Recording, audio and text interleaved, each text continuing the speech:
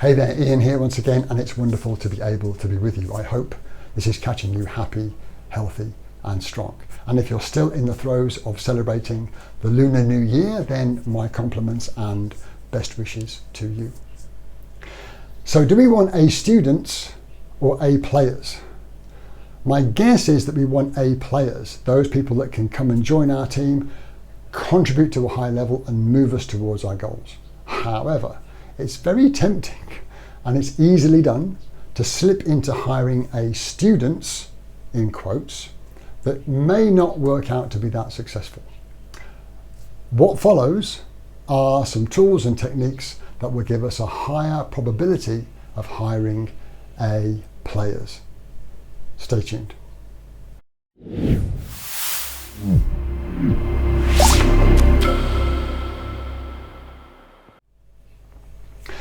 When I was given the task of building a team in the early days in my career, many years ago, I was about 50% successful, largely because I was focusing on skills rather than the other aspects of an applicant's life and their makeup. If I look back, I can see that quite clearly. And it turned out that I was as unsuccessful as I was successful. Some I got right, some I didn't. So a couple of things to mention before we go any further. What I mean by an A student is someone that's got great qualifications. Great, they might have degrees, MBAs, and they might be highly qualified if you look at their string of letters after their name. But all that actually tells you is that they could pass those assessments and those exams. It doesn't necessarily mean that they can contribute in your organization.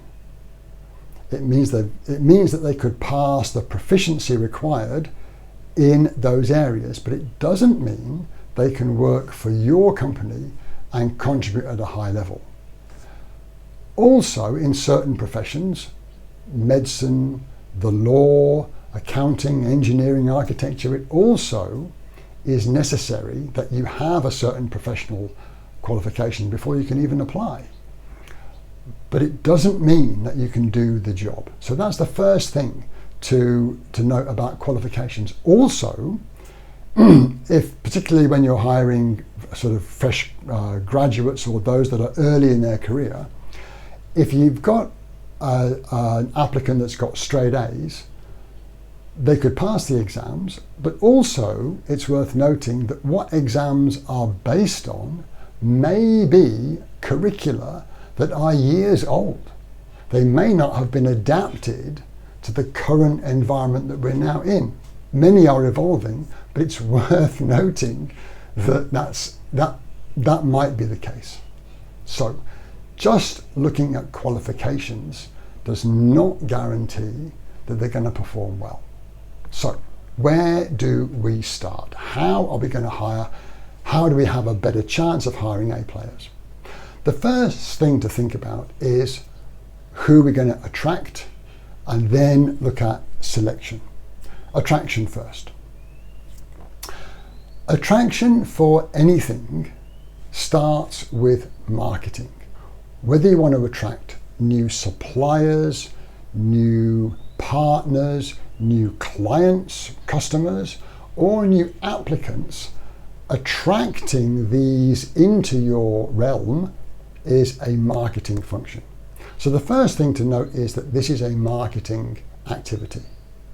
And one of the most standard rules of marketing is the clearer you are with who you're trying to attract, the easier it is to generate those marketing materials to attract them. In many of the companies that I've been working with, we create a persona, we create an avatar with a name and a picture. And we have that picture in the office visible when we are constructing marketing materials to attract them. Of course, they don't actually exist in real life, but the persona does. And the clearer you are about who you're trying to attract, the easier it is to write material for them. And that avatar consists of, yes, skills and qualifications, but it also consists of psychographics, like what do people want to achieve in their life? Why are these things important?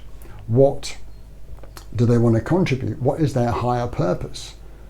These things they sound warm and fuzzy, but don't forget, we're hiring someone's hands and their heart.